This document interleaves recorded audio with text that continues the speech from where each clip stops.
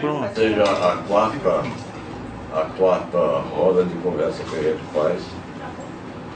A primeira delas foi sobre a rua. O objetivo disso é pegar um grupo de excelência e discutir assuntos que são assuntos de importância no encaminhamento da política em Alagoas. E sempre com um pequeno grupo discutindo, não é uma atividade de massa, mas com 3 ou 4 saídas que são para a gente essenciais, sabe? A primeira é a publicação disso, em forma de artigo nesse jornal que circula aqui em Maceió todos os sábados. A segunda é a colocação desse vídeo na internet, no YouTube, fica à disposição do pessoal, né? A terceira é a publicação desse livro. Vai sair um livro com os artigos publicados no jornal. E a quarta, se for de interesse, isso é uma conversa posterior, é transformar isso em espécie de artigos acadêmicos para que a gente publique também. Especialmente pensando na Bienal que vem aí, né? E hoje eu estive sondando essas coisas todas lá pela Edipal e é mais do que viável. Então, as regras de trabalho são extremamente simples. Nós temos cerca de 3 minutos de intervenção por pessoa. A pessoa se inscreve com a Keide ali. A Keide vai acompanhar as inscrições e vai também controlar o tempo junto com a professora Alexandra. Essa atividade é tanto do núcleo nosso quanto do núcleo que a professora Alexandra dirige lá na universidade, que é uma parceira constante nossa. Eu acho que desde que começamos juntos, né, professor? E normalmente a gente tem 3 rodadas de posições em face de questões que são levantadas ali pela facilitadora. Depois às vezes a gente para e decide se continua a primeira e se engloba a segunda, como estava sendo discutido na primeira. Sempre vai haver essa possibilidade de retomar o rumo, né? E uma terceira rodada, quando tem pessoas da audiência, às vezes ficam pessoas aqui que querem interferir também. A gente então vai à terceira rodada com elas, né?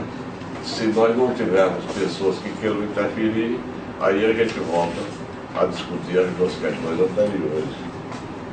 Então, quem vai dirigir tudo é a professora Alexandra, né?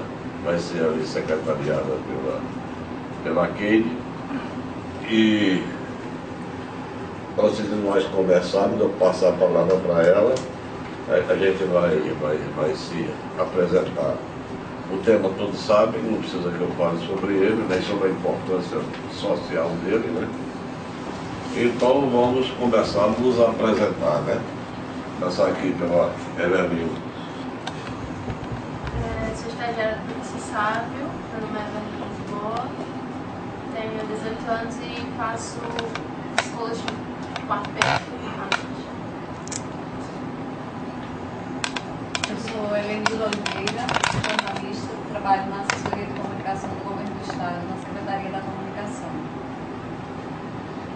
Eu sou o Leonardo, sou professor de Criminologia e Direito Penal e atualmente estou pesquisando no doutorado História das Ideias Penais. Sou o professor Adriano Nascimento, sou professor da UFAL, do curso de Serviço Social, leciono disciplinas como Teoria Política, Economia Política, Desenvolvimento Capitalista e sou doutorando em Ciência Política pela Unicamp, sobre Teoria da Democracia. Boa noite a todos, professora Alessandra Marchioni, professora da UFAL, Direito Internacional, formada em Direito, mestrado e doutorado em Direito Internacional pela Universidade Federal de Santa Catarina. Keide Crisanto, sou formada em História pela UFAL e trabalho como professor Sábio. Sérgio Coutinho, sou professor de Direito do SESMAC. França Júnior, sou advogado, professor de Direito Penal e Processo Penal do SESMAC e membro da Coordenação Nacional de Acompanhamento do Sistema Carcerário do Conselho Federal da OTA. Sou Railton Teixeira, sou jornalista, atualmente faço estudos sobre as grotas e favelas em Maceió e trabalho com os movimentos sociais campesinos. Passamos então a palavra para a doutora Carla Padilha, que vai expor por 20 minutos a temática. A proposta para a discussão é justamente o contraponto entre o direito penal e o pobre, ou a pobreza e a miséria. Haveria alguma relação, haveria algum liame que pudesse justificar o porquê de certas realidades fáticas que muitas vezes nos chocam, mas que hoje já existe uma aceitação tácita, né, para o que nós vivenciamos, por exemplo, no sistema carcerário, onde os índices estatísticos apresentam flagrantemente um público-alvo preferencial, que seria justamente aqueles integrantes das classes sociais mais desfavorecidas. E toda essa temática me preocupa enquanto pesquisadora, enquanto promotora de justiça, porque me parece que hoje o sistema penal é meramente simbólico. Ele não se presta a trazer resultados concretos que possam satisfazer essa necessidade, essa angústia natural imanente ao ser humano de justiça social, de realização de justiça a partir da perspectiva de que o Estado tomou para si essa autoridade de tentar, apenar ou responsabilizar aqueles que eventualmente infringem normas do bom convívio social. E pesquisando o que se discute acerca do tema, observamos que é voz corrente a ideia de que hoje o direito penal, mais do que nunca, serve como instrumento de controle social, de controle das classes oprimidas, como um mecanismo de fazer com que se proteja o interesse e a manutenção do status quo em relação a quem detém posição de maior conforto dentro da pirâmide social e, por outro lado, evitar que eventuais, digamos assim, desvalidos ou desassistidos socialmente ameacem essa suposta paz ou esse suposto equilíbrio social. E o que nos preocupa também é, diante de um índice de criminalidade tão elevado como hoje, a propósito, nosso estado de Alagoas estampa todos os dias nos jornais, basta que leiamos, ainda que rapidamente, a manchete diária, né, dos poucos jornais que circulam com parcialidade duvidosa, vale refrisar.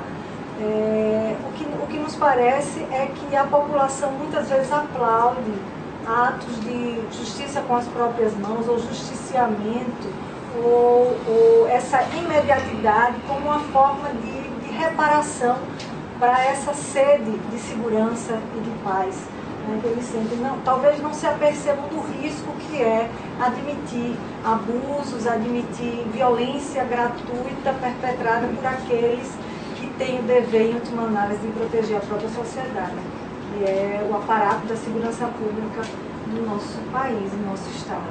Então, eu tive dificuldade até de encontrar questões. Eu vou lançar as questões e espero que eu seja feliz nelas, porque me parece que elas vão conduzir todo o restante das discussões. Uma questão que eu levantaria é o seguinte: por exemplo, partindo de um dado estatístico, quem trabalha com o sistema penitenciário deve saber mais do que eu consegui coletar, mas um trabalho estatístico realizado no sistema penitenciário do Distrito Federal, por exemplo, identificou que, em relação às pessoas que cumprem pena, o furto se situa como crime com maior incidência. 24,3% dos presos, dos sentenciados, cumprem pena por roubo, ou seja, um crime contra o patrimônio. Em segundo lugar, o furto, que também é um crime contra o patrimônio, certo?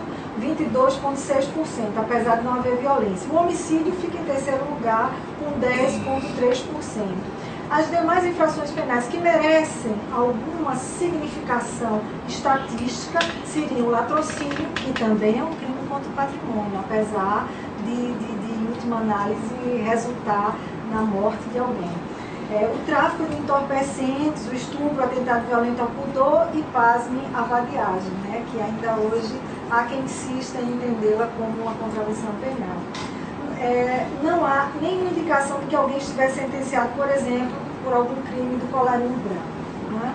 Então, qual a pergunta que eu faço? Pobreza gera crime? Essa é a minha primeira provocação. Se é isso, se isso é fato, se estamos lá com esse resultado, será que a pobreza gera crime? Será que existe uma associação entre digamos assim, a ausência de meios ou de recursos, ou a falta de possibilidades ou de expectativas em relação a se galgar uma ascensão social, econômica, uma realização pessoal? Isso pode ser associado à prática criminosa. E uma segunda provocação que eu faria, porque essa também me angustia muito, e acho que meu doutorado vai se debruçar sobre essa temática, seria: haveria outras alternativas menos danosas à nossa sociedade, ao nosso sistema, para além do direito penal, que pudesse dar cabo a essa necessidade, porque o direito evolui, involui, se transforma, mas eu ainda não vi uma resposta. É certo que a hipótese da justiça restaurativa, por exemplo, que na Europa, em Portugal, apresenta resultados bastante alvissareiros, mas eu ainda não vejo uma resposta que possa satisfatoriamente substituir ou suplantar esses resultados tão frustrantes que o direito penal hoje nos apresenta. E dessas duas questões matrizes. O que se diz é que o que há é uma diferença na prática criminosa. As pessoas mais desfavorecidas economicamente tenderiam a perpetrar crimes mais simples e mais fácil a elucidação. Seria essa uma das razões que levariam essas pessoas a serem colhidas pelo sistema penal com mais facilidade. Já a alta cúpula, ou white collar crime, os crimes do colarinho branco, exigem, né, uma maior complexidade de planejamento, de estruturação, de concatenação de ideias, e a dificuldade que isso gera, obviamente, para que se consiga provar, elucidar, né, e demonstrar, porque se sabe que o direito penal se baseia na ideia da presunção de não culpabilidade, eu prefiro chamar assim, por conta do enunciado da Constituição, que diz que ninguém será considerado culpado até o trânsito julgado de uma sentença penal condenatória. Então, o que eu digo agora já me perdi, não sei mais que eu estava falando dele, me ajuda aí. Né, dessa desigualdade que se refere ao sistema processual penal, a forma equivocada como formalmente se pretende ou se finge que se dá justiça, mas que na realidade o que a gente tem hoje é um resultado pífio, né, que satisfaz não sei a quem, né, crimes que são elucidados para dar uma satisfação à sociedade de forma rasa, mas que em realidade, se hoje fossem soltos boa parte dos presos que estão no nosso sistema, em nada alteraria a realidade do nosso país, do nosso estado. Então, é triste para quem trabalha no direito penal, não só para quem está em sala de aula discutindo o mundo das ideias, mas para quem vive a realidade como eu vivo, na condição de promotora. É frustrante a gente trabalhar no exercício do enxugar gelo, no exercício de acusar um ladrão de galinhas ou de acusar alguém que eventualmente não tem sequer noção do ilícito, não tem sequer expectativa em viver de forma diversa que não no mundo do crime.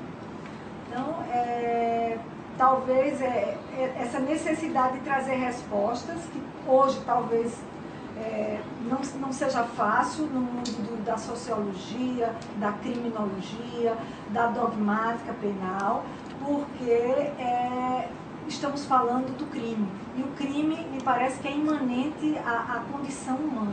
Desde que o mundo é mundo, que existe a prática criminosa. O que precisa é que ela atinja níveis razoáveis, aceitáveis, que não comprometam algum equilíbrio da sociedade, que não comprometam o ir e vir, que não comprometam a liberdade de expressão, ao direito à vida, em última análise.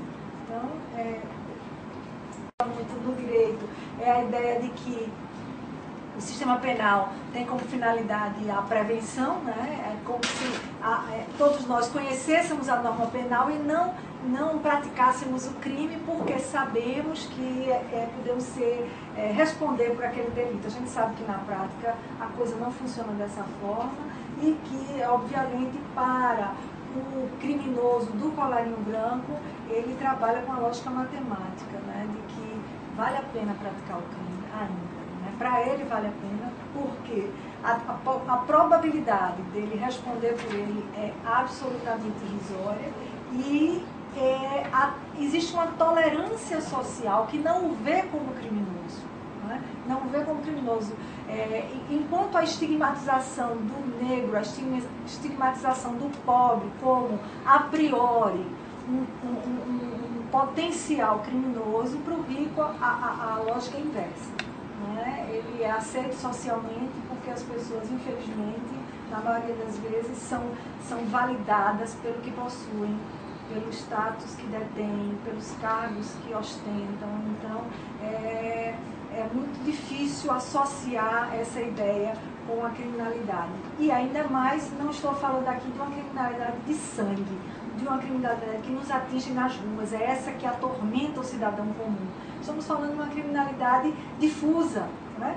Transindividual, que atinge toda uma geração, que pode causar a morte de uma, digamos assim, de uma faixa inteira de jovens e adolescentes que não tiveram eventualmente acesso à saúde, o desvio de recursos públicos, acesso à educação, mas que, em última análise, não conseguimos enxergar naquele político, ou naquele grande empresário, ou naquele, sei lá o quê, um criminoso. Um criminoso que nos ameace, que ameace a nossa segurança, a nossa paz. Então, essa hipocrisia do direito penal me causa inquietação, me incomoda, e eu acho que os operadores do direito, eu nem gosto desse nome, mas não estou achando outro melhor, os promotores, os advogados, os juízes, não estudaram, não estão pesquisando para isso. Não é para isso que deve seguir o direito penal. Alguma coisa está errada nesse processo. E nós temos o dever de procurar caminhos outros, alternativos, que possam trazer alguma luz menos dolorosa, né, menos frustrante, menos sem expectativas, para que nossos filhos um dia possam ser valorizados pelo que produzem, pelo que são, enquanto cidadãos. A professora me corrige se eu estiver errado, eu compreendi errado, mas sinteticamente seu pensamento é no sentido de que, uma pergunta central, né? Pobreza gera crime ou estaria associada, né, ao crime, em que medida? Né? E a partir de um levantamento que a senhora realizou com relação a crimes, né, que estavam, na verdade, que a senhora catalogou, a partir de fontes formais, alguns determinados crimes, em regra crimes contra o patrimônio, se esses crimes estariam relacionados de alguma forma a recursos, expectativas sociais, econômicas, né? Pois bem, inquietante. Pergunta se há uma alternativa para o direito penal. Ótimo. Então, se há uma alternativa, a partir desse pressuposto de que os operadores do direito, né, estariam talvez mal compreendendo, ou talvez um diagnóstico, ou talvez uma solução propriamente que não esteja muito clara ou evidenciada. Mais ou menos isso? Se na parte do pressuposto que há dificuldade no diagnóstico ou há uma dificuldade na alternativa, de encontrar uma alternativa? É uma dificuldade na aplicação do direito penal de forma equânime, de forma paritária entre todo cidadão que pratica crime. Pronto. Ok. Inscrições? Ok. Então, Sérgio. São pertinentes as questões levantadas pela professora Carla, pois lido com um grupo específico nas minhas pesquisas, que são normalmente direitos de pessoas com deficiência. E há um lema, normalmente, nos direitos de pessoas com deficiência. E todos os movimentos partem sempre, em diferentes países, de gritar: nada sobre nós sem nós. De diferentes formas, movimentos que lidam com questões de gênero, etnia, lidam com um lema semelhante. Os únicos movimentos sociais que não conseguem dizer algo parecido são os movimentos que enfrentam direitos da população carcerária. É uma população que abrange um grande volume de estigmas somados. Absorvem a pobreza, o aspecto de serem negros, o aspecto de absorverem diferentes localidades, muitas vezes, de onde vêm, e vão somando, a partir de ódios acumulados nas próprias populações de origem, motivos para serem cada vez mais esquecidos.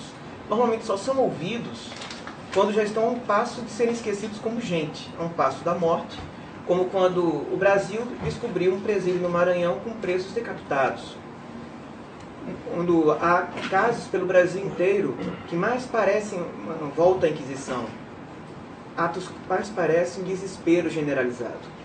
É muito pertinente, então, nós temos essa questão, se pobreza gera crime. Pobreza gera necessariamente, a princípio, para mim, presos, porque gera pessoas que incomodam a muita gente e precisam ser ignoradas por muita gente. Então precisam ser isoladas para não serem vistas.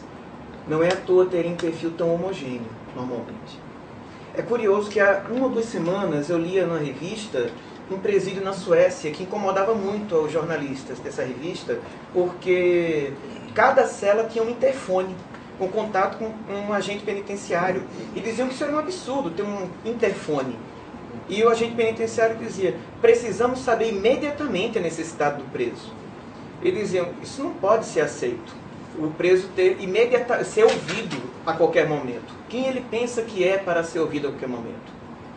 Como nós podemos ter um preso ouvido no Brasil, em último caso, se vamos esperar até um último momento, até o último grito apenas? É preciso nós termos, então, uma perspectiva humanizante para não termos uma pobreza gerando não apenas crimes, mas gerando tanta desgraça continuamente. Eu já da visão do professor Sérgio, quero dizer que tenho constatado nas viagens que tenho feito junto com a Coordenação Nacional do Conselho Federal, que foi instituída para cuidar da questão carcerária no Brasil, é essa seletividade do sistema penal. Quer dizer que no Pará nós encontramos presos dentro de micro-ondas praticamente, dentro de container. Ao meio-dia aquilo ali é um instrumento de cozinhar o preso. Então não se tem nenhum resquício de dignidade da pessoa humana em situações como essa, em que o Estado submete a pessoa a passar por esse tipo de situação, de tratamento. Quero dizer também, deixar muito claro de onde eu falo, porque é importante ter compromisso com a honestidade intelectual. Eu sou um abolicionista convicto. Eu penso que o sistema penal ele não se legitima. Ele não se legitima porque ele provoca aquilo, o que ele quer evitar, ou que ele diz querer evitar, que é a dor, é o sofrimento, é o trauma. E, claro, se falar em abolicionismo, não é como muita gente pensa, não é se falar em anarquismo, não é se falar em extinção de formas de controle, é se esvaziar o sistema penal e dotar de capacidade de resolução dos conflitos os outros ramos do direito, como o direito civil, o direito comunitário, ou o comunitarismo, o direito administrativo e todas as outras modalidades que o direito, que a sociedade pode nos oferecer. Dizer também, nesse curto espaço de tempo, que esse nosso problema, essa nossa preocupação como abolicionista que sou, não pode se transformar no discurso de que para equalizar as coisas é preciso prender também os ricos, é preciso prender também a outra ponta da sociedade. É preciso sim nós encontrarmos alternativas, vias de escape do sistema penal para que ele não continue fazendo aquilo que ele faz com maestria, que é provocar dor, sofrimento, não apenas a quem é preso, não apenas a quem cai na malha do sistema penal, sobretudo a família daquelas pessoas que, da forma cruel como são tratadas, acabam sofrendo. Portanto, o nosso sistema penal, o nosso sistema carcerário é um sistema que é uma máquina de degeneração da personalidade humana, da personalidade do ser humano, e transforma as pessoas. Aquele que entra no sistema sai muito pior do que entrou. Eu, nas visitas que fiz, saí muito pior. Imagine aqueles que passam anos sendo tratados da forma que são tratados, como bichos, saem naturalmente mordendo a sociedade. Gerado pela pobreza, porque o crime não existe em si mesmo. Não é uma unidade ontológica, não é uma realidade autônoma. O crime é uma construção. E por isso parte de uma concepção de reação social, uma criminologia de vertente mais crítica. E nesse sentido, se indagar se a pobreza gera crime, seria, de certa maneira, entender que o crime existe como uma ação específica. E me parece que essa posição é equivocada na seguinte acepção. Hoje, a gente sabe, e isso foi comentado inclusive por todos que já falaram, que o sistema penal é seletivo.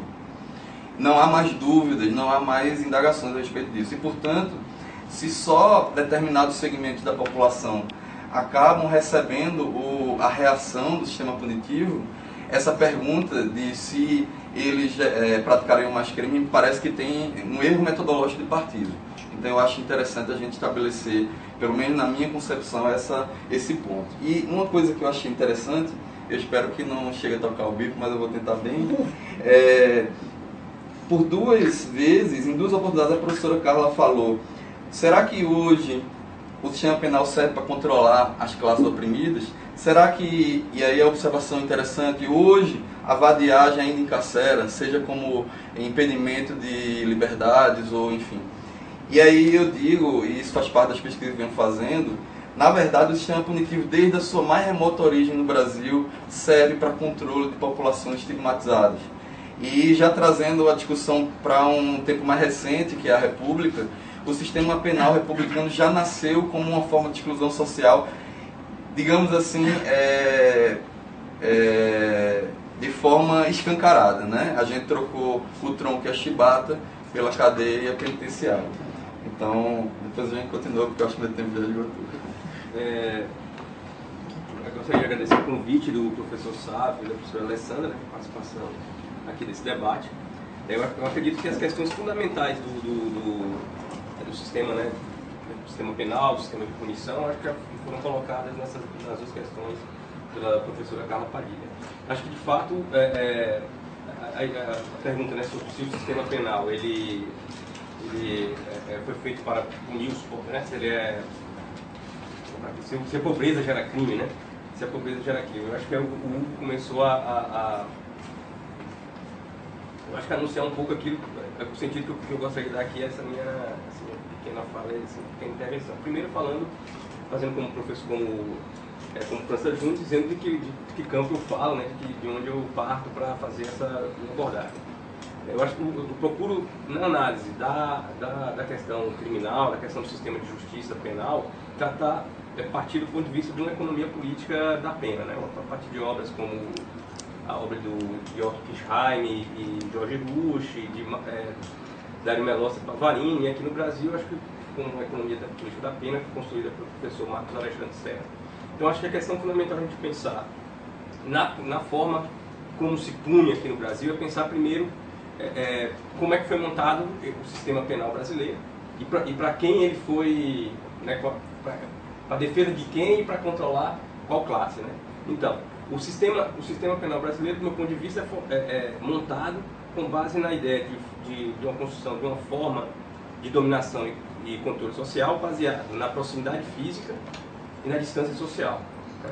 Proximidade física que se utiliza da violência, a distância social através da benevolência. Então, assim, a forma de controle social feito pelas classes ditas dominantes aqui no Brasil sempre se baseou nisso, na proximidade física, a violência direta contra os seus contra os explorados, e na distância social, através da benevolência, da caridade, para aquelas classes desassistidas, mas que não são, digamos assim, inimigos potenciais, né, do sistema.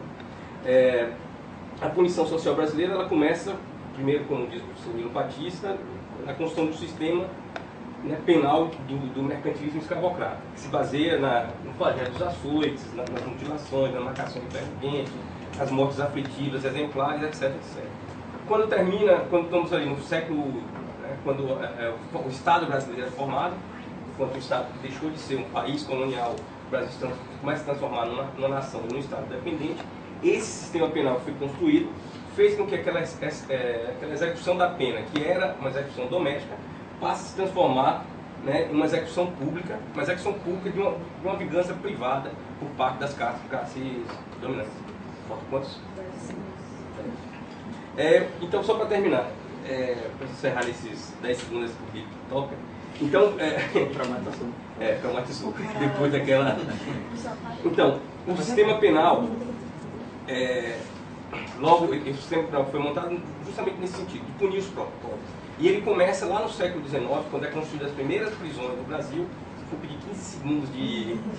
Quando são construídas as primeiras prisões no Brasil, ela é colocada a partir da reforma do Código de Processo Penal, do Código de Processo de 1841, uma função que a gente está falando muito da penitenciária, mas está esquecendo da ponta principal desse sistema de punição, que é o da polícia.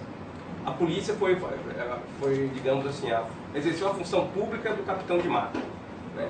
Começou a partir dali um processo sistemático de organização e da punição de pobres. Aí, na próxima rodada, eu retomo o mapa de Alagoas, nós claramente perceptível uma divisão geopolítica da criminalidade em Alagoas.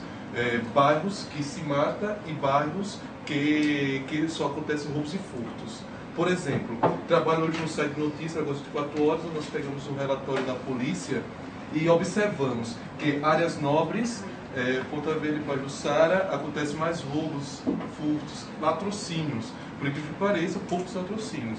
E já na periferia da comunidade, que é chamada as áreas perigosas, né, onde Jacitinho, Vergel, Climabom, essa região, é apresentada assassinatos, os números de homicídio. Antes do Plano Brasil Mais Seguro chegar em Alagoas, havia sido assassinado 2.689 negros, pobres, gays, tal. Mas, quando ocorreu aquele homicídio na Jatiuca, o governador foi à televisão e disse baixa na violência. Né? Então, o empobrecido, ele que é um ser, porque nós olhamos para o bandido e se esquecemos que ele é um ser social, que ele tem uma vida, que ele tem uma história, que ele tem uma família, que o cara, quando está estendido no chão, nós olhamos apenas como um número. Hoje o empobrecido é visto como um número de RG, número de celular, número de certidão de óbito, número de certidão de nascimento. O que acontece? Se nós olharmos a história das grotas, as pessoas vieram do interior para construir a cidade ou buscar uma vida melhor, mas ver os seus filhos sendo assassinados. O filho do trabalhador sendo assassinado. Aí gera aquela pergunta, pobreza gera crime? Mas será que é a pobreza que gera crime? Será que ele realmente é pobre ou é levado à condição de pobreza? Nós às vezes nos esquecemos dessa situação. Porque, por exemplo, já para finalizar, para mais adiante, eu tive uma conversa informal esses dias com moradores da Grota Cigano e Caminha para saber o pressuposto se eles acreditam ou não no direito penal. E a resposta foi unânime. Que eu acho que vai ficar para o próximo bloco. Passando essa pergunta sobre a pobreza, porque eu fico me perguntando assim, por que ela não põe o inverso? Será que a riqueza gera crime, né? Por que a professora pensou a questão da pobreza? Né? Mas é justamente por causa do que a gente vê. E isso me lembra muito a tese de um antropólogo americano que andou assim muito em cena, mas depois desapareceu, justamente sobre a cultura da pobreza. Né? Ou a busca de uma explicação antropológica da parte dele, de que a pobreza era culpada de ser pobre. Né? Então eu acho que isso perpassa muito o pensamento brasileiro com relação às diferenças de classe e à colocação de direito. E acho que as discussões aqui demonstram que é preciso deslocar a discussão do direito, sair do direito e está na questão da política, né? Eu acho que isso é que está sempre aqui, essa evidência de que essa questão vai além da questão dita jurídica em si, né? E vai se colocar em cima do tipo de organização da sociedade e o tipo de poder que se fundamenta aí. Daí a discussão nossa, né? Então eu fico assim pensando, num dado para mim extremamente interessante, se ela de uma hora para outra dissesse eu sou honesto, ela acabava. Porque se você estende o conceito de crime para tudo aquilo que afronta a legitimidade humana, a coisa é basicamente estruturada na mais atordoante forma de ser criminoso, né? Se você soma a ideia de crime, né? O que se rouba do trabalhador, o que se mexe com a ordem previdenciária, PPP, você vai ver que a sociedade é toda tomada disso. Então o problema não sei se está em direito ou se está deslocado. Eu acho que o problema me parece essencialmente político. Uma abordagem rápida sobre a questão da comunicação, dessa violência, da comunicação, dessa criminalidade e dessa associação que o senso comum faz com a questão social, a pobreza, a criminalidade e inclusive essa questão que o Raiuno colocou da definição, da circunscrição geopolítica da criminalidade em Alagoas. Ano passado eu fiz, durante a pós-graduação, eu fiz uma matéria, uma conclusão de um trabalho lá, de um módulo, de uma determinada disciplina, em que eu fui a uma comunidade pobre aqui de Maceió, a comunidade, esqueci o nome, mas eu vou lembrar daqui a pouquinho, do pessoal que foi deslocado lá da Lagoa para o Benedito Bentes. E a gente fez eu fiz uma entrevista com uma líder comunitária, que era uma líder comunitária de expressão lá na beira da Lagoa, a Vânia Teixeira, e que foi homenageada pelo governo, pelo trabalho bacana que fazia lá, de mobilização social. E ela, lá na comunidade, ela levou essa liderança consigo. E foram para lá, teve a questão da desterritorialização daquele povo, da comunidade tradicional que vivia ali do Sururu. E o índice de criminalidade, rapidinho assim, ela nos colocou que a criminalidade envolvendo aquela comunidade, quando estavam lá na beira da lagoa, era mínima, eram pequenos furtos, coisa muito, muito menor. Quando aquele grupo social foi deslocado lá para o Benedito Bentes, onde não há um equipamento público nenhum, nem escola, nem creche, nem hospital, nem posto de saúde, coisa nenhuma. A única coisa que tinha lá quando nós estivemos era um CRAS, que minimamente direciona, mas não resolve. E a comunidade ali em torno, as pessoas que estavam estabelecidas, quando eles se mudaram para lá, já houve uma rejeição inicial. Vou tentar, depois eu retorno. As escolas, por exemplo, não receberam aquela população. Não havia transporte escolar para aquelas crianças voltarem a frequentar a escola inicialmente. Então, foi tirada a renda, foi tirada toda a dignidade. Resumiram em uma casa o que se chamava a proposta, a promessa de dignidade. E levaram o povo para lá, tiraram a renda, tiraram o acesso a essa renda, porque não tinha transporte, nem tinha como prover isso. E as crianças, a mínima renda, que era os programas de renda mínima, por exemplo, precisava de uma frequência escolar e as mães não tinham como comprovar porque não tinham matrícula. Então, assim, a pobreza não gera violência, mas todo o entorno, toda a falta de assistência, de apoio que se faz, o que se comete com uma mudança dessa que tirou ali da visibilidade da região central e colocou lá para o Benedito Bentes, sem coisa nenhuma, sem nenhuma estrutura, isso gera violência. E eu vou voltar para isso porque tem um personagem, inclusive, centrado nessa personagem, nessa liderança que é fundamental. Obrigada.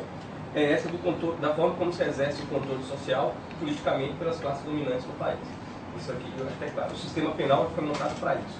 E a gente tem que pensar o sistema penal, o sistema de justiça, como eu falava, não apenas pelo encarceramento, que é um dado importantíssimo, mas eu acho desde o princípio, a forma como se constrói a polícia brasileira.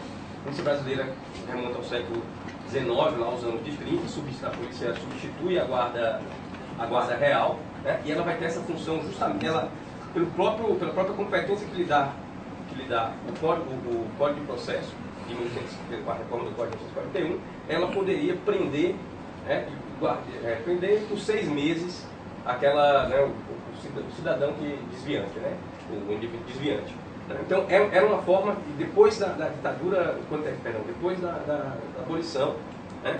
Quando se tem uma abolição, não como nos Estados Unidos, que vem na Guerra de Secessão, seguida com o Homestead Act, que faz uma grande reforma agrária, que absorve boa parte daqueles negros, né, que estavam em condição de escravidão. No Brasil vai se ter uma abolição em que os negros eles vão ter como, digamos, como alternativa ou permanecer, né, trabalhando nas fazendas submetidas a formas, né, de dominação similares às anteriores, ou então eles iam para as cidades. E nas cidades eles iam ser submetidos, chegando às favelas, eles iam ser submetidos ao controle policial. Por exemplo, no estado de São Paulo, toda empregada doméstica negra precisava ser fichada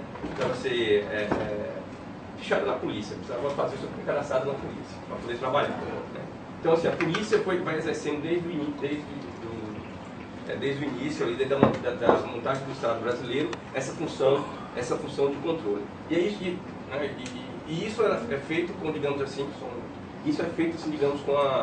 com a total cumplicidade do Poder Judiciário.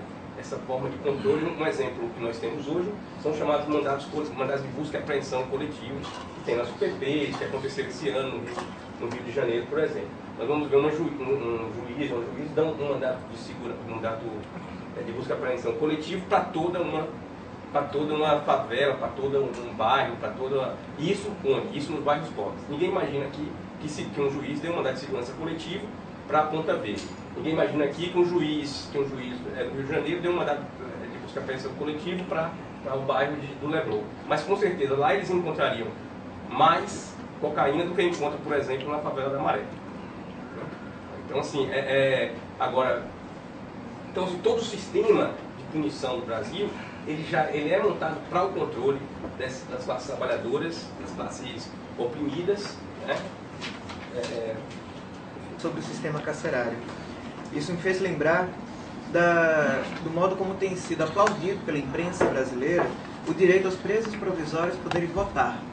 Não há programa de governo algum que fale sobre eles, não há candidato algum que fale sobre eles, não há ninguém que os visite, mas é dito que eles podem votar, como se eles tivessem em quem votar, quem os representasse. É só isso. Eu não entendi bem, então, para me fazer bem rapidinho, só para deixar clara essa colocação e tentando fazer também um diálogo com os que já falaram, eu queria continuar aquela ideia sobre o crime, dizendo que o crime não pode ser confundido com a violência. Porque a própria pena criminal é uma violência, ainda que institucionalizada, ainda que formalizada pelo Estado. Então, como eu estava dizendo que entendia, de certa maneira, um erro metodológico, eu digo que a pobreza é uma violência em si, mas não necessariamente gera o crime, porque o crime é uma reação que parte de todo um funcionamento do sistema punitivo, que por sua vez é seletivo. Existem filtros seletivos que vão fazer que o sistema funcione muito bem para certos grupos e muito mal ou quase não funcione para outros. Por isso a gente às vezes se pergunta, quando vê o sistema prisional, o sistema punitivo, se questiona assim, mas não existe eficácia, ele não funciona, ele não está cumprindo com suas finalidades declaradas. E aí, já partindo desse viés, eu lembro, por exemplo, a colocação de Foucault, que ele dizia que existem finalidades invertidas.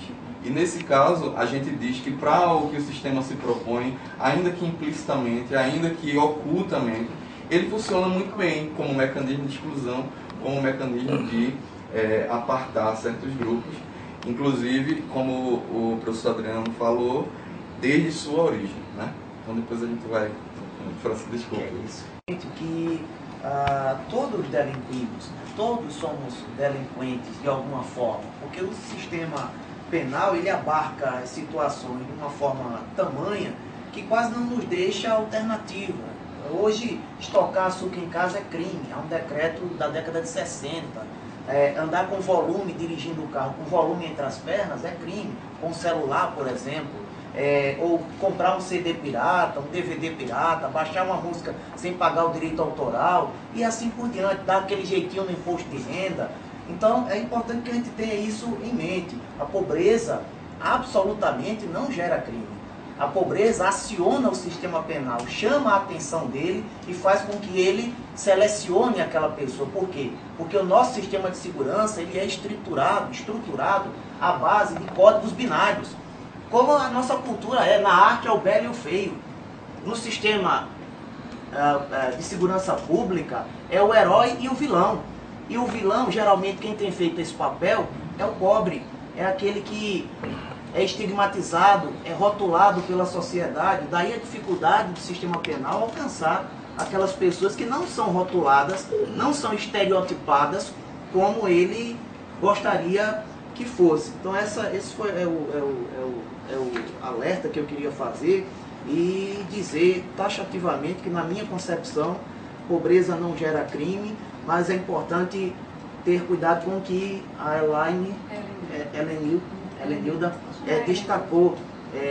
Precisa a gente olhar, voltar os olhos para aqueles bolsões de vulnerabilidade, bolsões de pobreza, porque isso torna o campo um pouco mais fértil para a prática do crime, não necessariamente que vai gerar o crime.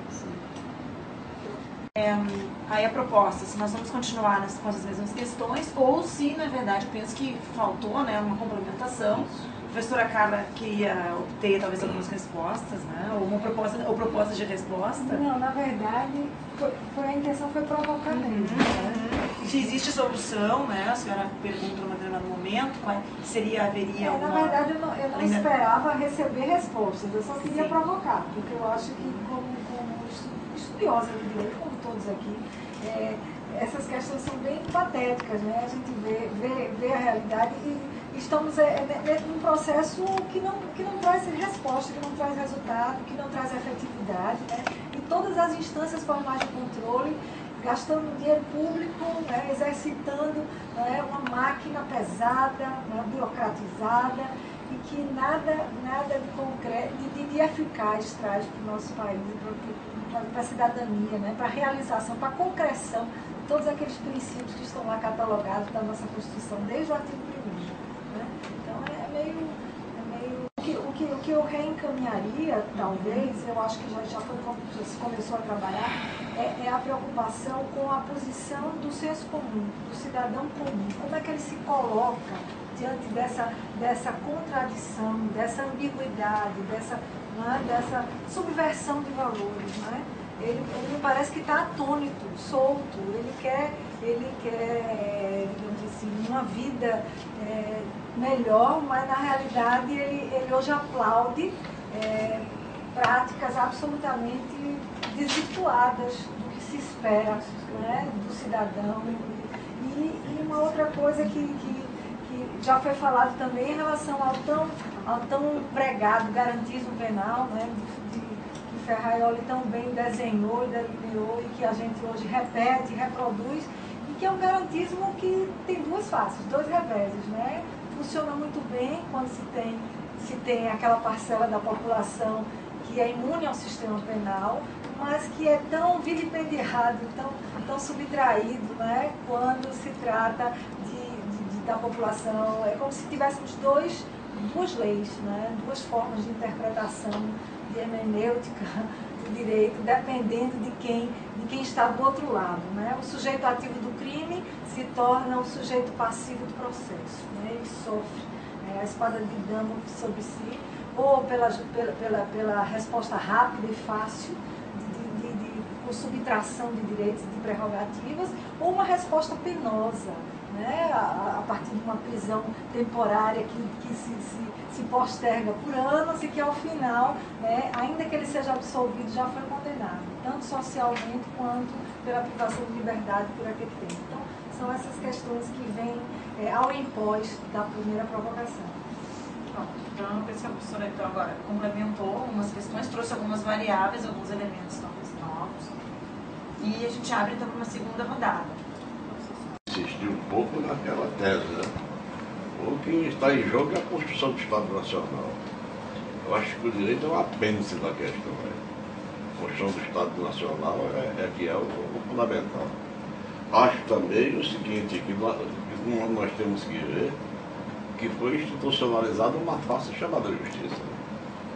Não é possível você ter um sistema de justiça em cima da construção de uma sociedade que é radicalmente injusta pelo próprio processo de construção que ela tem. Né? Acho também que uma outra coisa que deve ser levada em consideração é que não existe direito, na verdade, né? O que existe, na verdade, são construções lógicas de encaminhamento de regras de controle social. Essa questão de direito e de justiça passa por um outro mundo completamente diferente, que é a da organização de classe social. Eu perguntei, eu conduzi aqui um trabalho de pesquisa sobre como é que a minha pergunta era a seguinte: como é que o morador de rua vê o Estado brasileiro, né? E a resposta é qualquer coisa de terrível. A face do Estado brasileiro que aparece para ele é tão drástica que eles dizem: eu prefiro o traficante. Quer dizer, quando você chega numa sociedade em que o que é estruturalmente contrário ao que está sendo dito que é estruturante, você está diante de uma sociedade que está completamente perdida. Né? Só isso. É o seguinte, trazer um dado aqui que talvez seja conhecido de todos. O Brasil é campeão mundial de linchamento.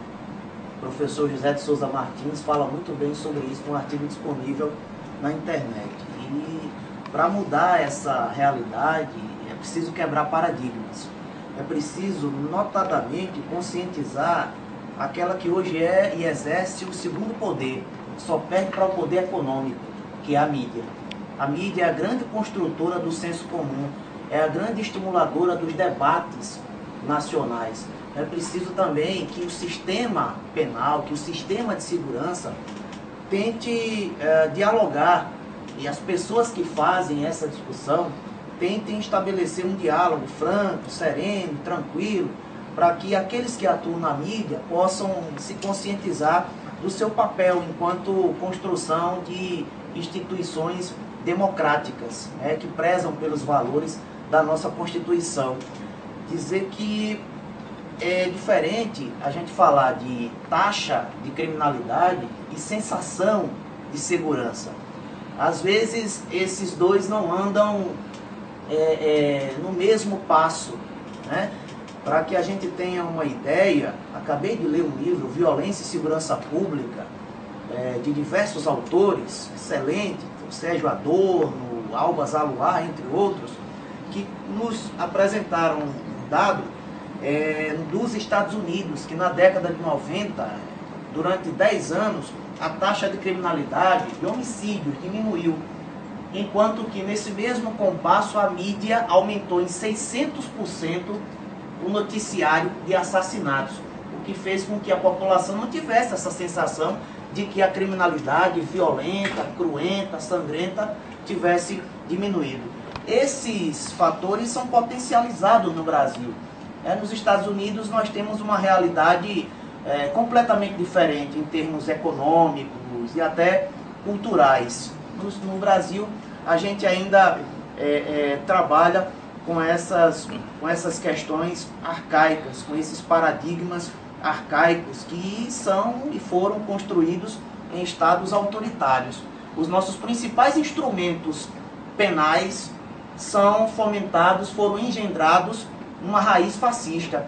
Basta pegar a exposição de motivos do Código Penal e a exposição de motivos do Código de Processo Penal, que a gente usa hoje, tem citações ao ministro da Justiça de Mussolini, dando opiniões sobre a construção do nosso instrumento legal de manuseio na área de segurança pública. A Constituição é de 88. Nós ainda utilizamos todo um instrumento para o controle da criminalidade, já que não dá para extingui-la, foi muito bem dito aqui, de uma raiz autoritária. Bandido simbólico distante de ser um ser humano, distante de ser alguém real, porque assim fica mais fácil alimentar um discurso contínuo de ódio e difundir apenas que alguém mereça ser morto. É muito mais fácil, barato, preguiçoso, do que falar que alguém mereça ser estudado. Que exista toda uma construção histórica em jogo, porque isso envolve tempo, envolve uma reflexão mais contínua, envolve uma responsabilidade por parte de órgãos de imprensa. E como pode comprometer até patrocinadores, é muito mais interessante e fácil continuar dizendo que alguém merece morrer todos os dias. Principalmente se puder mostrar para o senso comum como não sendo alguém humano. Bem, eu apresentei um trabalho agora há pouco tempo falando sobre o crack e a imprensa, né? Eu fiz uma investigação preliminar sobre o caso de Alagoas, utilizei inclusive o banco de dados organizado pelo NSDV, onde nós trabalhamos cerca de matérias publicadas de janeiro a junho de 2013. Bem, nesse banco de dados nós podemos observar que o crack é uma droga pouco apreendida, mas é consumida pela elite. Se nós formos olhar a geopolítica do crack, hoje ela é uma droga barata que se utiliza no lixo urbano, que é usado no lixo químico para se fazer de R$100 você tem R$100 mil. Bem, não vou entrar nessa lógica. Mas é interessante observar o seguinte: quem constrói a mídia e de quem é a mídia? Né? Nós, do empresariado, né, que geralmente pertence a um grupo político que faz as leis, que essas leis aplicadas em cima do povo, porque quem faz as leis foi o que foi levantado há pouco tempo. Será que o empobrecido ele se sente representado lá? Quando a lei é feita, ela é feita a partir da perspectiva do empobrecido? Ou é feita a partir de um grupo dominante que vai empurrar e vai dizer, olha, por exemplo, quando pega, você sabe como foi formada aquelas regiões do Benedito Bentes, Carminha, São Bandeira, aquela região, são tudo pessoas que foram retiradas pelos pescadores da lagoa, tudo. Aí retirou um problema social daquela região, levou para outra. Aí chega o amparado do Estado, cumpre a gente vai reintegrar a posse, a gente vai cumprir mandado de prisão, porque quando a polícia chega na favela, chega na grota, para ela não quer saber. Eu tenho 4 processos da corredoria que eu fui abordar na cigana e levei tapa na cara. O cidadão pode levar um tapa na cara? Aí, para a polícia, qualquer cidadão é um bandido. Ou seja, aí nós temos que observar, mas se eu for na imprensa denunciar isso, aí não vai sair, mas é um caso isolado, é um caso onde não, ou seja, temos que olhar casos e casos. Eu não vou me aprofundar nesse tema porque é um tema muito longo, mas eu quero dizer o seguinte, que é um pobreza e hoje há um código de conduta, há suas leis, há seus soldados, eles confiam em si, né? Nós temos um exército do Estado de Reserva que vai chegar lá e vai fazer cumprir a lei do tráfico, a lei do crime. E, em contrapartida, tem uma lei estadual, uma lei onde diz, olha, isso aqui é a nossa Carta Magna, onde vocês têm que cumprir isso. Bem, vou enterrar por aqui, senão não vai dar tempo de... Interessante que, observando as falas de todos que estão aqui, todos os estudiosos da criminologia do direito penal, enfim, a gente vê que, de certa maneira, é como se o penalista tivesse um problema grave psicanalítico, porque ele quer se autoanular. Então, percebam que a população não entende essa sutileza. Quanto mais você se aprofunda no direito penal, mais você vê que ele, enquanto instrumento de justiça social, enquanto instrumento de controle eficaz, ele é inútil. E é uma dificuldade se passar isso para a sociedade. Eu não gosto muito de usar esse termo, porque pode parecer preconceituoso, mas as pessoas que são leigas no sentido de não estudarem tecnicamente, elas não compreendem. E aí a gente parte de uma ideia que eu concordo com o professor Sábio, de que o direito, na verdade, são discursos vários. E o discurso penal ele é muito sedutor, porque ele é simplista, ele é maniqueísta e ele é de fácil assimilação. Aumentado, amplificado pela mídia, esse discurso chega à população de uma forma que nós, juristas ou estudiosos, nos sentimos tolhidos. Eu gosto muito de um escritor italiano que se chama Italo Calvino. Ele tem um livro interessante que chama O Visconde Partido no Meio. Então, eu às vezes dou esse exemplo em sala de aula. Imagine um penalista como uma pessoa que se parte ao meio, porque enquanto você advoga, acusa ou ensina, você está trabalhando com um discurso, mas não pode se esquecer que esse discurso, ele é, de certa maneira, um engodo. Ele é um engodo. E o problema é a percepção da população com relação a essa sutileza, né? Por isso, a gente na criminologia trabalha com a perspectiva que o professor Sábio muito bem lembrou aqui, de que o problema ele é eminentemente político. Na verdade, a partir do direito penal, a gente não consegue atingir as finalidades jurídicas de prevenção e de ressocialização. O que a gente consegue, na verdade, é simplesmente isolar pessoas e de uma maneira muito fugaz, diga-se de passagem, num país em que não temos vagas de regime semiaberto ou aberto. Então, na verdade, um discurso sedutor e por isso talvez a população se encanta e a gente entra nesse ciclo vicioso de cada vez mais entrar num populismo punitivo, né? Eu já estou quase com o bico tocando, eu queria só para encerrar, eu queria só dizer o seguinte, percebam que interessante, que pessoas que há pouco tempo atrás tinham um discurso em prol de liberdades, em prol de direitos individuais e hoje estão caindo no populismo punitivo. Eu cito, por exemplo, movimentos de esquerda, os mais variados, movimentos feministas, movimentos de LGBT, que hoje só falam em criminalizar a homofobia, criminalizar a violência doméstica. E a gente sabe que isso é um engodo. Vejam que a Lei Maria da Penha, infelizmente, não conseguiu reduzir a violência doméstica. Então eu já estou com o bico tocando. A questão mesmo é do Estado, da maneira como se organizou o Estado. E nesse sentido, um momento decisivo na nossa história, do meu ponto de vista, é o momento da ditadura militar. Eu acho que isso explica um pouco a questão que foi colocada pela professora Carla, que é como é que o senso comum, né, pensa digamos, em solução, como é que ela responde, né, a esse problema da criminalidade, da violência, etc. A ditadura, as palavras do grande Roberto Schwartz, talvez nosso maior crítico literário, o Brasil em 1963, 1964, ele estava irreconhecivelmente inteligente. Né? A política ela estava em todos os lugares. O Brasil era um país, digamos assim, politizado. A política estava nas ruas, nos quartéis, nas praças, nas fábricas, no campo. Então, assim, o Brasil é um país, digamos, estávamos vivendo talvez nossa primeira grande revolução democrática, com as reformas de base que estavam sendo colocadas ali. Mas aí veio o golpe, veio a ditadura militar, né?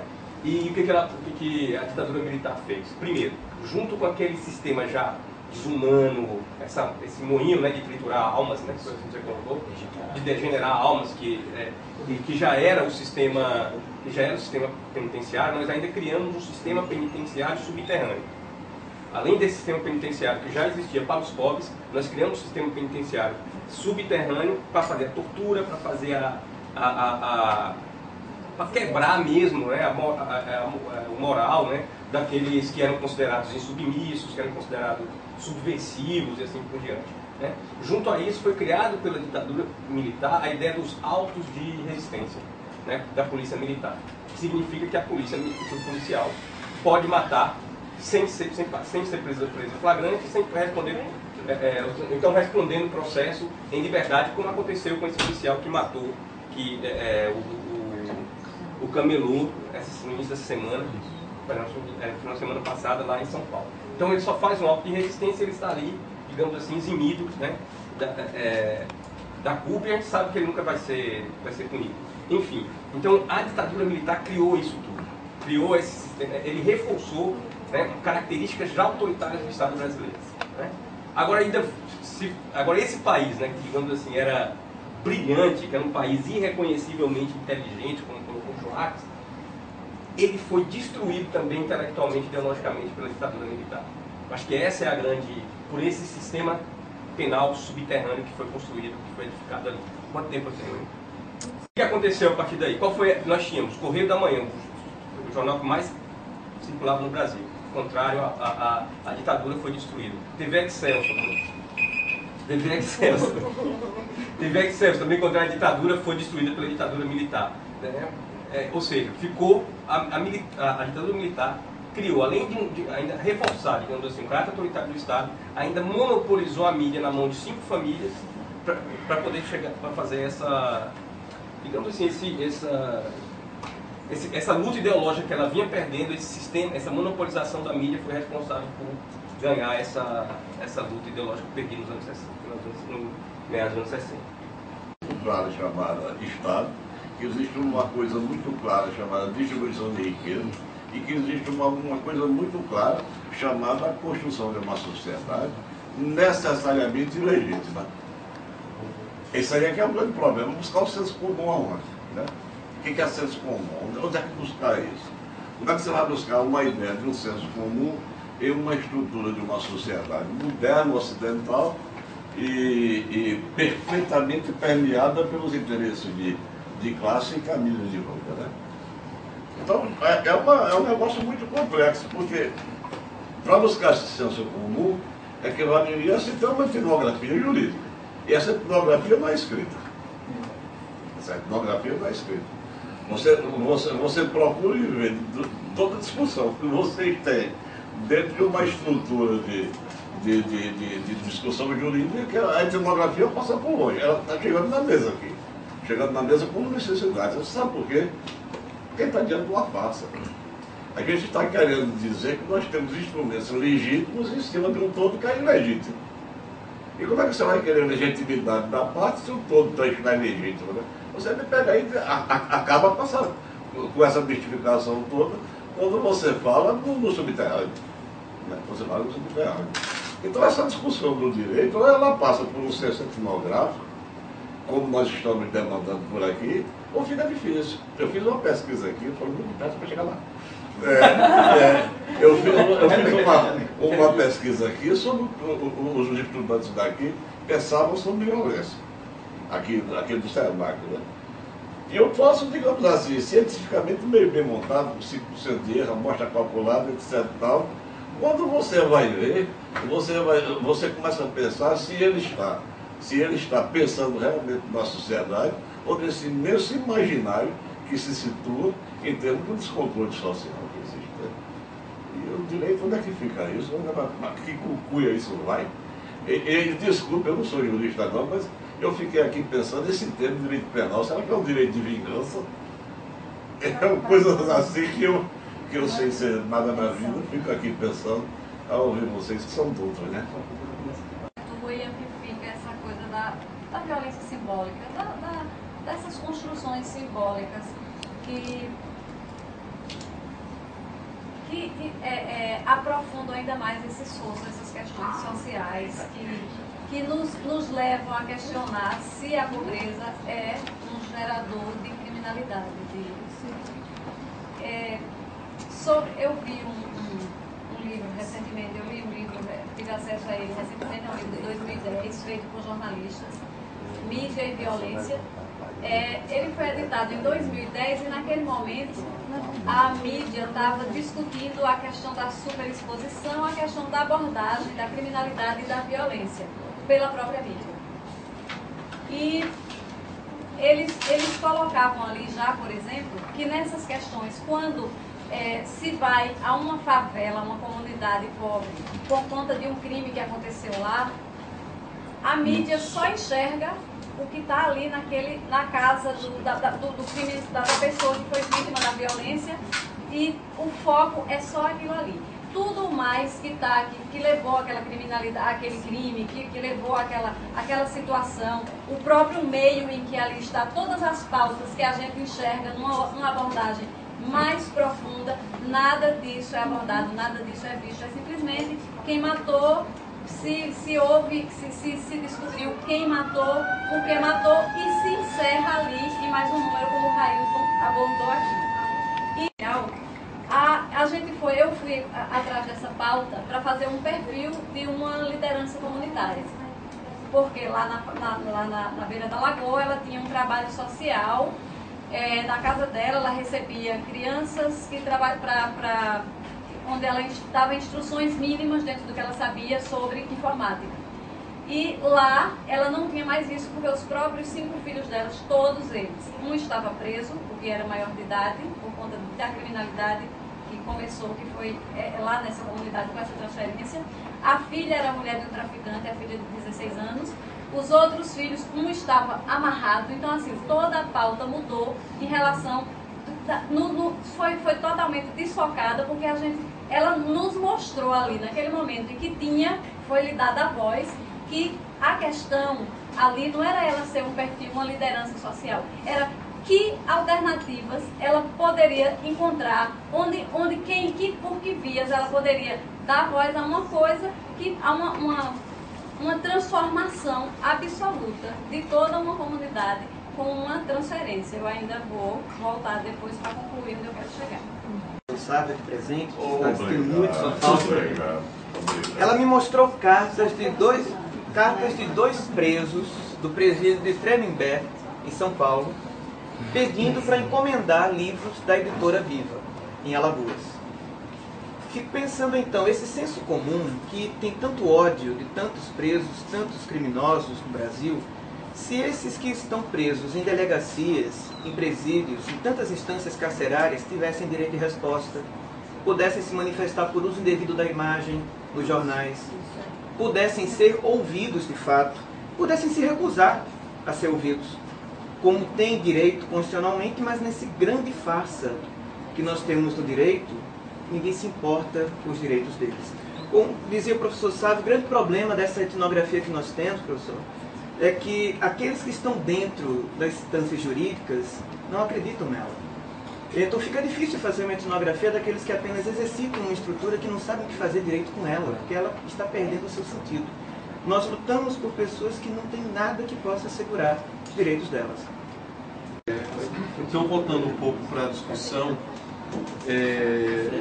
hoje o empobrecido ele é identificado, isso eu pude identificar no meu trabalho de conclusão de curso, né, que vou pegar um pouco o usuário de crack, mas eu vou trazer um pouco uma abordagem o seguinte, é identificado geopoliticamente, visualmente, ou seja, já tem todo um perfil traçado de quem hoje é pobre e quem hoje é rico. Bem, nesse meu TCC ainda pude identificar o seguinte, que jamais alguém da classe dominante vai ser preso como traficante, apresentado como traficante na mídia, mas como consumidor, como usuário. Enquanto um pobre é preso ou com uma bombinha de maconha com um pé de crack, ele é apresentado como traficante. Já começa o grande escancar. Quando chega lá, o âncora começa a escancarar e diz, não, esse é bandido, não sei o que, não sei o que, não sei o que. Aí o que acontece? A população se vê, que é o único momento que a população empobrecida se vê na televisão. É nesse momento, quando chega o Fica Alerta, quando chega o Plantão Alagoas. E eles, automaticamente, eles se fazem um espelho e poderia dizer, não, essa é a minha realidade, eu me vejo ali, eu me identifico ali. E eles dizem o seguinte, hoje é comum você andar no ônibus e o empobrecido dizer, fulano foi preso, fulano foi assassinado. Você conhecia fulano, mulher? Não sei o que, hoje é comum, a morte está muito perto. E a morte, ele está falando a morte. Imagina só, aí chega assim, mas fulano foi preso, sabe para que ele vai sair? Nunca. Direito penal. Ele sabe nem o que é direito penal. Para começar, sabe nem o que é direito penal. E olha que hoje as comunidades, as áreas perigosas, têm um alto índice de estudantes universitários. Tem um alto índice de estudantes universitários. Aí quando chega lá, não acredita, não sabe nem o que é direito penal. Foi preso um cara que está há 6 meses mofando, a expressão que a mãe do cara usou, mofando na central de flagrantes. Aí, ou seja, o cara está comendo comida mofada, eu tive ligações, conversei com ele, o cara está comendo comida mofada, o cara está sendo tratado como condição, mas a mãe diz, não, eu vou levar comida, a comida não chega até o indivíduo, não chega até o cara, que ele é desrespeitado, ele é maltratado. Bem, só já para concluir, é o que acontece, hoje há todo um círculo, onde uma roda, onde tudo funcionando, e a mídia ela patrocina esse genocídio contra a população empobrecida. Então, o que a ditadura militar acho que montou foi isso, né? Um regime de exceção que levou para a gente um Estado que é um Estado de exceção. Então o Brasil vive hoje, como diz alguns autores, num verdadeiro Estado de exceção. Não houve a transição democrática, como todas as outras transições brasileiras, foi uma transição feita pelo alto, foi feita pelas classes, pelas elites e para as elites, né? Então, digamos, os traços mais autoritários do Estado brasileiro e os traços também mais desiguais, né, que foi confrontado pela ditadura, nós tivemos aqui. A ditadura deixou 55% do PIB, né, para pagar a dívida externa. Hoje nós pagamos 1 trilhão e 300 bilhões da dívida interna. Então, veja, a política, a única, num modelo econômico, um modelo liberal periférico como o nosso, num Estado dependente como o nosso, que compromete metade da sua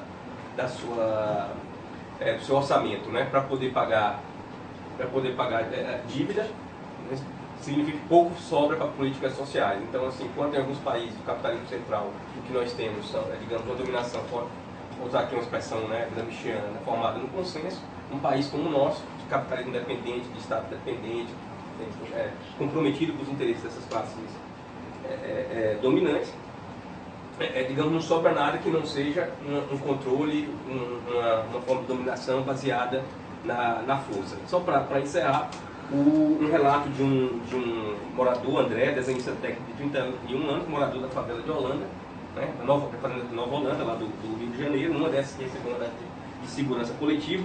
Ele conta como é que ele já foi recebido 5 vezes na casa dele, e ele diz um pouco como é que os policiais o tratam. Né?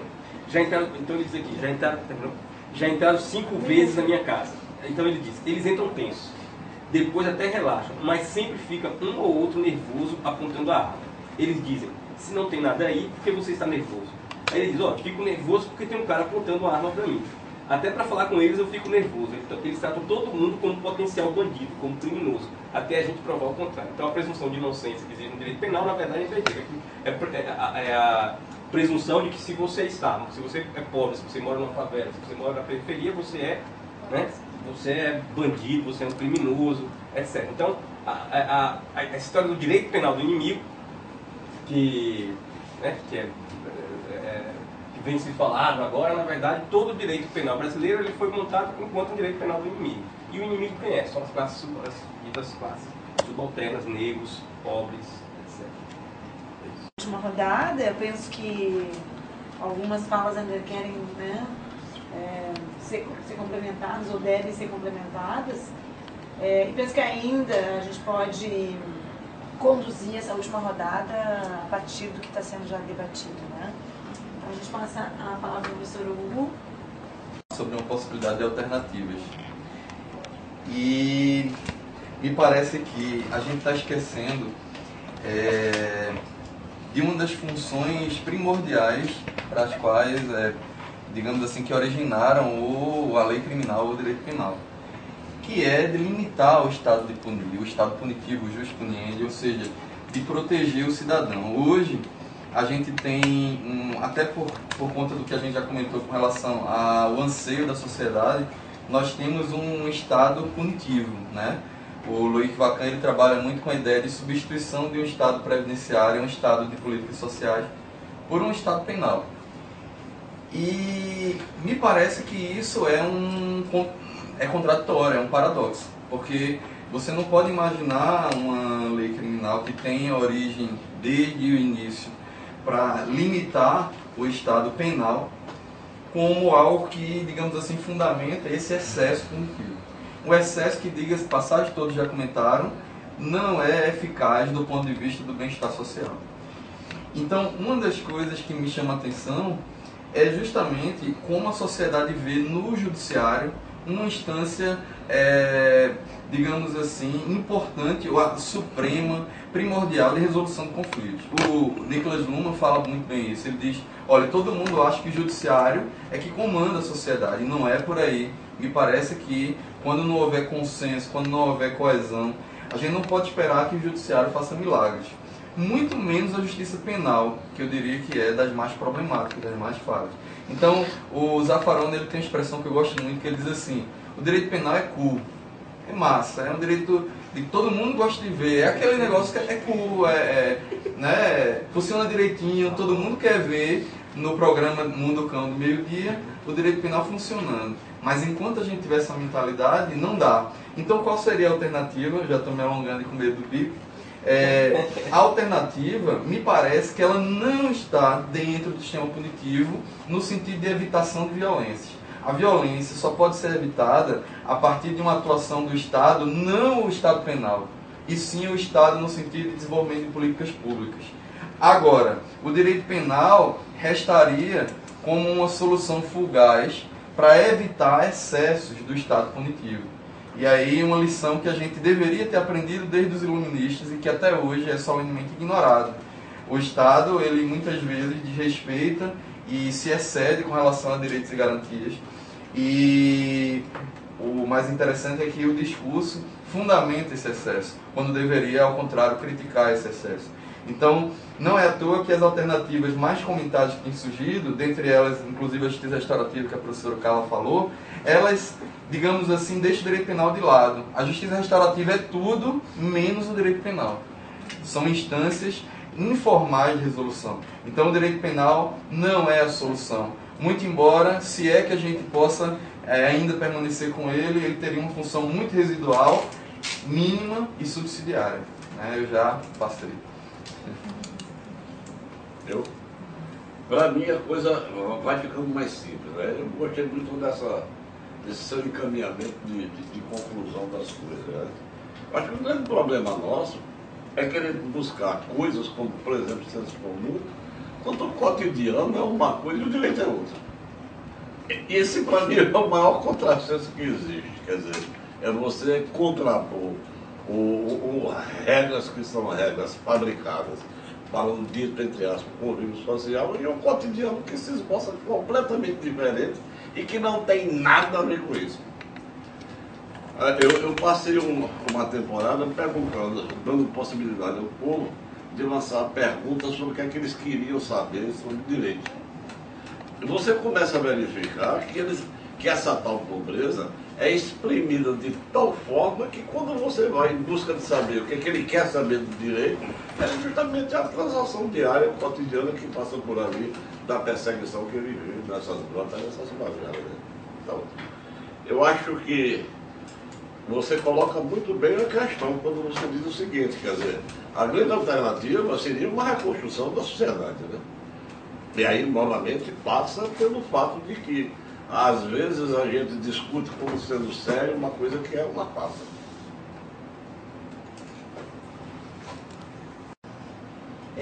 Com relação ainda ao senso comum, eu penso que seja legítimo um pai de família, uma mãe que perde um filho, expressar o seu ódio na TV, ser entrevistado, mostrar a sua dor, tentar afagar aquela tragédia, tentar apagar um pouco, minorar aquela tragédia, aquela dor que se abateu não só sobre ele, mas sobre a sua família.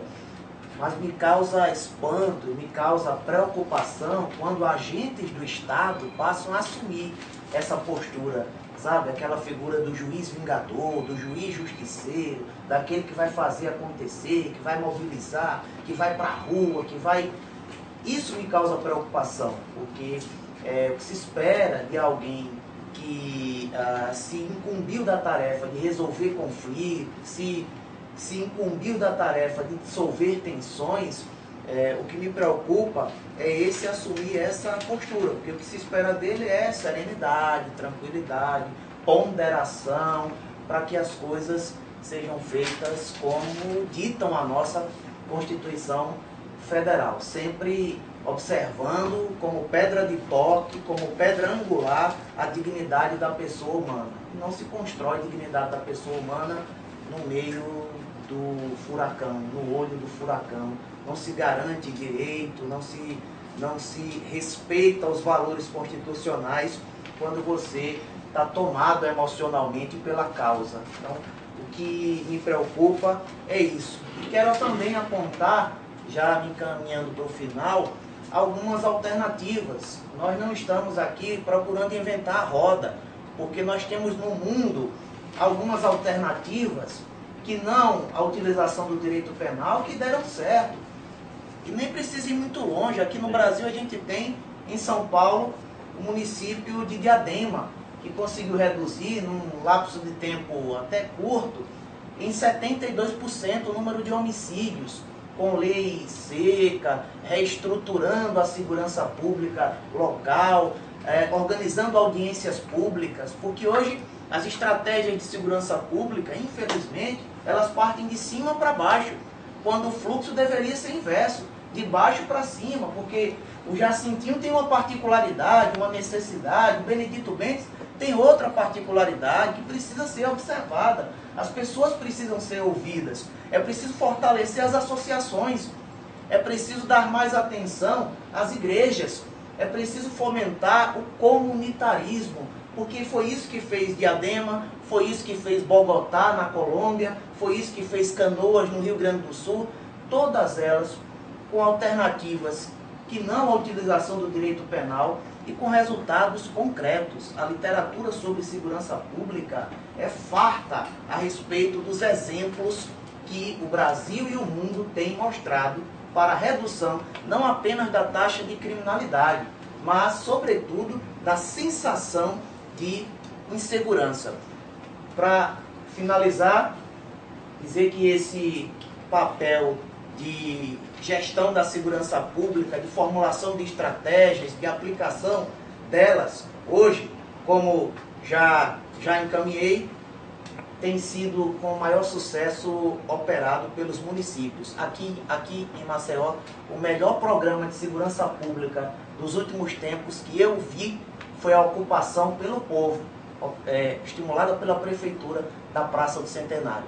Todo domingo as famílias vão até lá. Esse foi o melhor programa de segurança pública que Alagoas pôde engendrar nesses últimos tempos. Tudo que foi colocado aqui, ainda sobre essa questão e tomando aqui ao viés, o professor Hugo abordou sobre a questão do Estado punitivo. Eu trabalhei na comunicação em jornal, em redação, e a gente ia atrás do morto de manhã para dar notícia daqui a pouco no portal que tinha lá onde eu trabalhava. E agora eu trabalho na comunicação do Estado. E essa questão do Estado punitivo e da mídia que criminaliza, que amplifica a questão da punição, começa com o Estado que prende, e na minha perspectiva, que eu vi, observei as duas situações, prende o suposto criminoso, o suspeito, e daqui a pouco se faz um carnaval, uma espetacularização de apresentação dos presos. E aí o Estado está na frente e aqui atrás estão os presos, expostos, superexpostos. O repórter da TV, do programa de meio-dia, cutuca e superexpõe aquele que não quer mostrar o rosto diante da televisão, obrigando a falar naquele momento, a expor que ele é o criminoso, e ali já está o julgado e condenado. Então,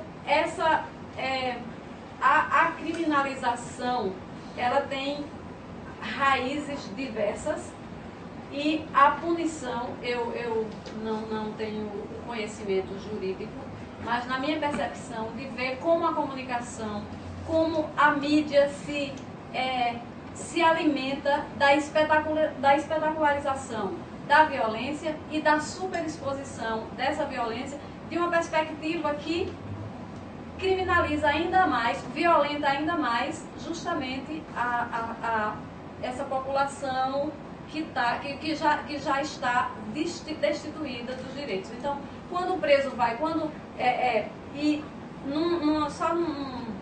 para concluir, que eu me alonguei demais e ficaram várias coisas sem conclusão, mas aí, só para concluir pelo menos esse raciocínio, nos últimos tempos, com o acesso às mídias eletrônicas, o jornalismo ficou ainda mais cruel do ponto de vista dessa exposição.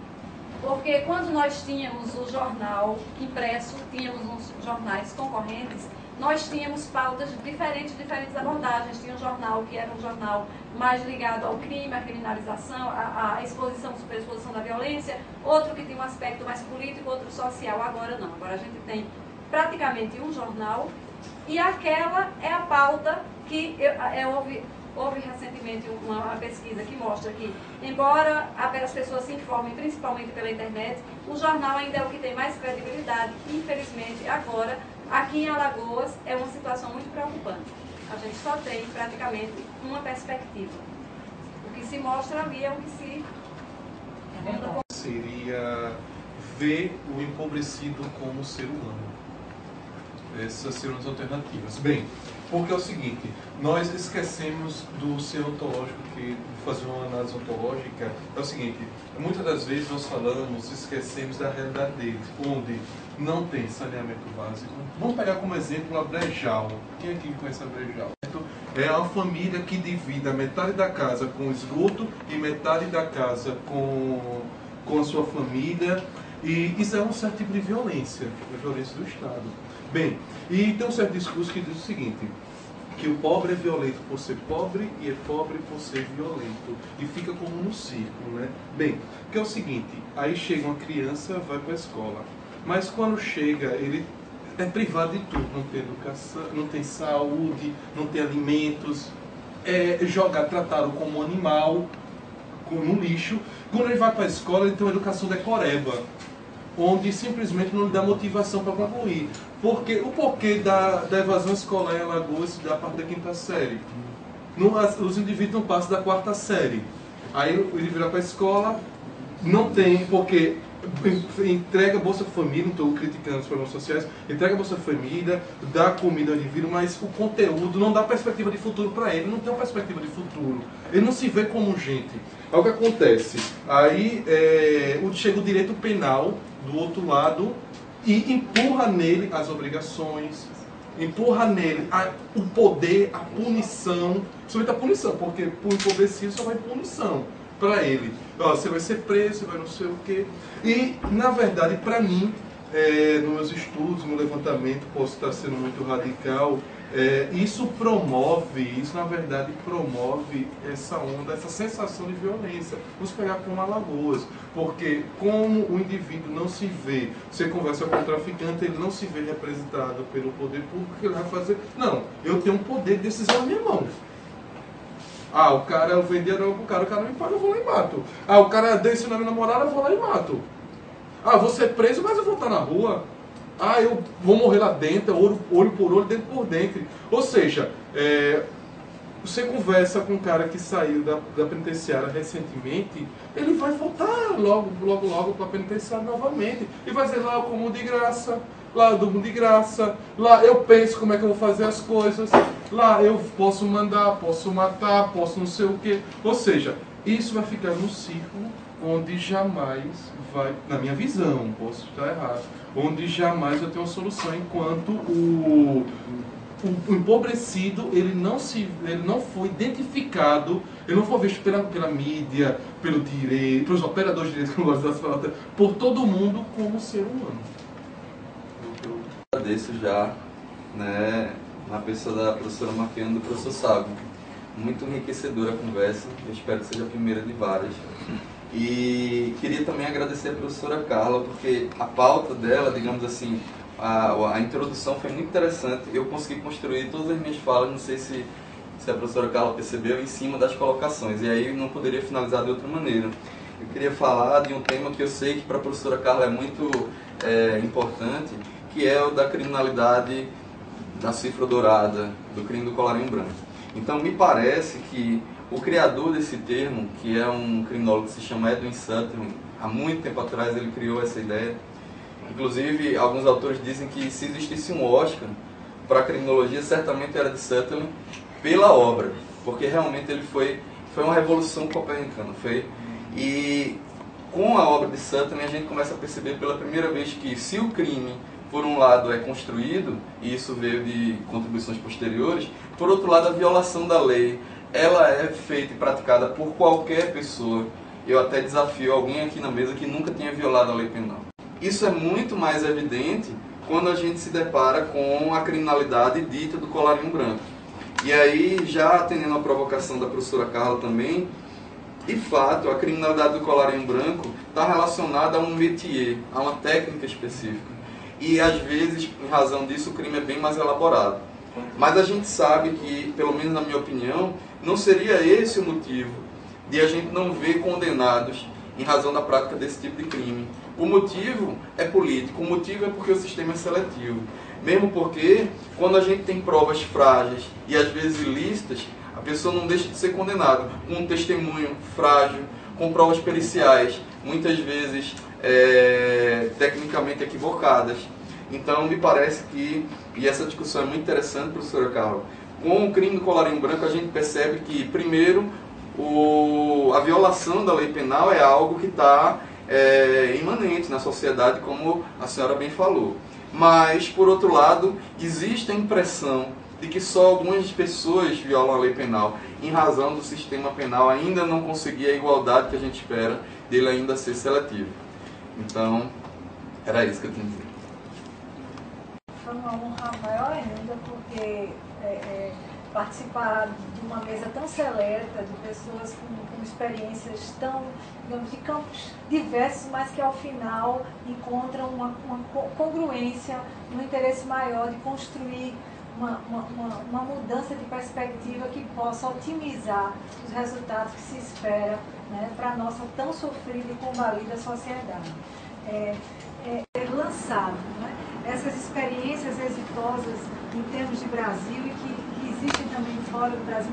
Aqui em Alagoas já existe um movimento de saída do promotor de justiça, do juiz, dos seus gabinetes para trabalhar junto à comunidade. Nós temos o MP comunitário que funciona no Colegial do Lago e outras experiências que buscam aproximar essa figura mitológica das autoridades, né, que estão com um endeusamento, ou com um ocultismo, ou com um secretismo em relação ao conhecimento, né, para que a gente possa levar a essa sociedade um apoderamento, né, dessa transformação social. Me parece que não há outra possibilidade que não essa.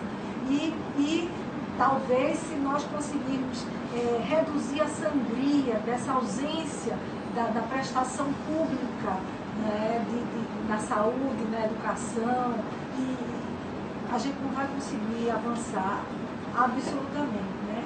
Principalmente nessa camada que não pode prescindir da intervenção do Estado enquanto produção de cidadania.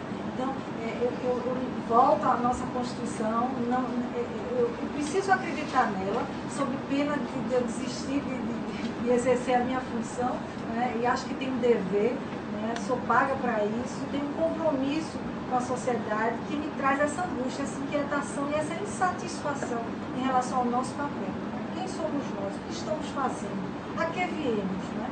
E essa oportunidade que o professor tem de construir ideias, de transformar essa juventude que vai fazer o nosso futuro, e nós, como atuantes em determinadas áreas, de levar a essa sociedade essa apropriação de valores, né? E que ela mesma possa se exercer um controle social, um controle efetivo, que retire essa equivocidade que traz a ideia da justiça com as próprias mãos, né? Do resultado imediato, né?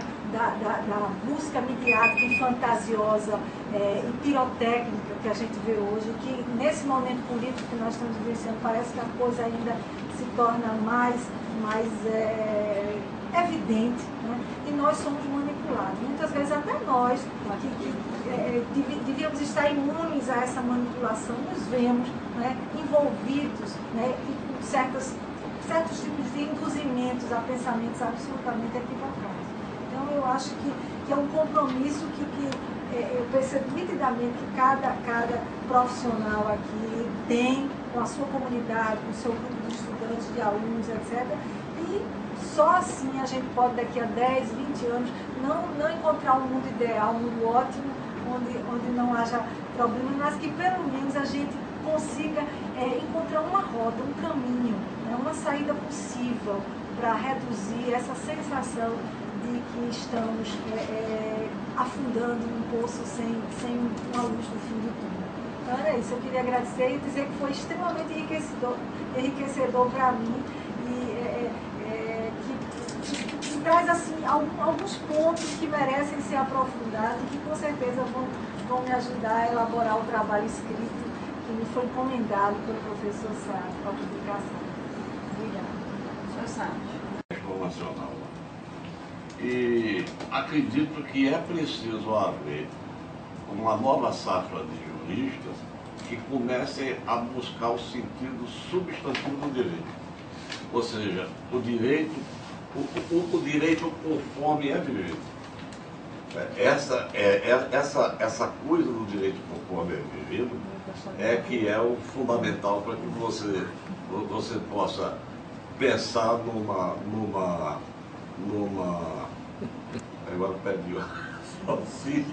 É para que você possa pensar numa também do que é chamado de ordenamento. Né? Nós temos aqui, não sei se vocês sabiam disso, o que era considerado um dos mais importantes bancos de dados sobre violência do país. Vocês sabiam disso, no nosso grupo. Decantado por aí por fora, etc. e tal, polícias profundamente técnicas, como a alta polícia federal lá no ramo técnico, etc. e tal, é considerável que essas polícias que a gente fazia aqui, coisa de alto nível. Infelizmente, nós tivemos que reduzir a amplitude desse banco de dados e estamos continuando, mas numa perspectiva assim que não corresponde a 2% do que ele era. Mas assim mesmo está à disposição de vocês. Nós tínhamos condições de prestar informações sobre o que era vinculado na imprensa de uma forma altamente complexa. Né? E eu acompanho a imprensa diariamente sobre violência. São 5 ou 7 pessoas que fabricam a compreensão da violência. Isso é uma responsabilidade que não tem tamanho. Eu posso dizer quantos artigos eles escrevem, quantos centímetros de jornal eles têm, eu posso esmiuçar a vida de cada um desses órgãos e das pessoas que escrevem. Eu fico assim pensando, esse sim é que merece um arroz, que não o pobre do profissional não está escrevendo nada. E aí fica assim pensando, até onde são alcançáveis, né? Até onde, por exemplo, existe um direito penal, entre aspas, agora o direito penal, para a Rede Globo. Sim, né? Eu sei que para mim existe. Então, a minha diferença para a diferença de quem tem... a minha diferença para a diferença de quem tem poder é simplesmente o poder. Como é que eu vou pensar numa sociedade reestruturada juridicamente com tantas experiências inovadoras, né? Como é possível ter e é possível se inventar, como Bogotá, etc, etc, etc, até as imitações do Piniquim dos Andes, aqui em Maceió, né? Essas imitações mesmo, caetanianas, né? Tudo isso pode somar numa grande discussão do que se deve fazer, né? Mas não é por aí que eu vejo que está a solução, não é nessas experimentações, não. A solução está numa coisa muito simples: quem é dono da Constituição brasileira. Que coisa é essa chamada povo brasileiro que tem direitos, né? Quando você sabe, você que é jurista, eu não sou, não sei nem o que é isso, mas você sabe que todo mundo tem direito de ir, né? Depende se está na carroça ou no Rolls Royce, né? Então eu acho que a gente começa a pensar em situações de mudança, mas a mudança básica é a estrutura política, né? O que é que nós vamos fazer? A grande pergunta que está aqui nessa mesa não é o direito penal. A grande pergunta que está aqui nessa mesa é o que se vai fazer com esse país. Né? Você vai fazer com uma mãe que está com o seio murcho, porque não pode dar leite ao filho, porque é faminta, né? Você vai fazer com uma morte que o cara tem aquela cruz toda encravada no chão ali, quase como simbolizando a própria vida do cara. Você vai fazer com aquela cruz perdida no cemitério, né? E o que é que você vai fazer com os que estão além do direito? Aí a gente discutiu aqui os que estão sob o direito. Mas a minha pergunta agora é os que estão além do direito. Mas só isso. Depois eu quero falar sobre a cidade e o meu grupo também, o grupo da faculdade na UFAL, de Estudo de Direito Internacional e Meio Ambiente. Agradece a presença de todo mundo e, enfim, penso que a gente vai aguardar então os trabalhos, os envios das matérias e quem sabe a gente possa, né, voltar a nos reunir num espaço talvez um pouco mais complexo, né, com mais tempo, né, numa obra coletiva. Tá? Então a gente agradece a presença de todo mundo. Só para nós esperamos que vocês escrevam os artigos que a gente pediu até o dia 25 de outubro. Porque... Esse é aquele menor, não é isso? É o menor. É abrir um universo de discussão que vai se refletir nos artigos. Não é aqui que se encerra a discussão do problema. Isso aqui é continuado na escrita. Porque na hora que você for escrever, você já viu o universo de discussão que se estabeleceu na mesa, né? Então, vamos continuar, né? A próxima discussão vai ser em capela, vai ser em Capela, quem quiser ir, vamos. E a outra, a discussão que vem de a outra mesa, nós estamos vendo qualquer coisa aí como a possibilidade de discutir as torcidas organizadas, né? Que é um problema urbano, né? E começar a dividir uma coisa assim muito clara para a gente, está ficando, sabe? O que é uma estrutura de discussão do direito na complexidade de uma, entre aspas, Maceió, né? E de coisas que são menos complexas, onde o contato face a face está muito mais presente, né? Aqui você está numa sociedade onde as intermediações terminam filtrando o direito que chega a você, né? Então agora na outra a construção do direito é muito mais cotidiana, porque ela face to face, né? Então é só isso, professor. Obrigada.